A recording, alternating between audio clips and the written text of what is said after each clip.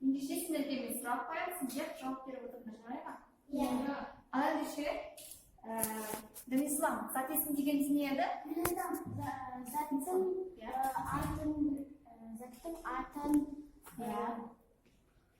Заттың атын Білдіреді. білдіретін сөздерді зат есім деп айтамыз. Өте жақсы. Сұрақтарға жауап береді, кім айтады? Қуаныш айта ғой. Мен нелер, кім, күндер сақтала жауап береді. Тамаша. Қандай еді? Иә? Зат, кез, тақ, солар көптің жалғауға жанады. Зат, кез, тақ, кез. Өте жақсы. Сенің мысығың, сіздің мысығыңыз, оның мысығы. Өте жақсы, балалар. Отбасың, сенің отбасың, сіздің отбасыңыз, оның отбасысы.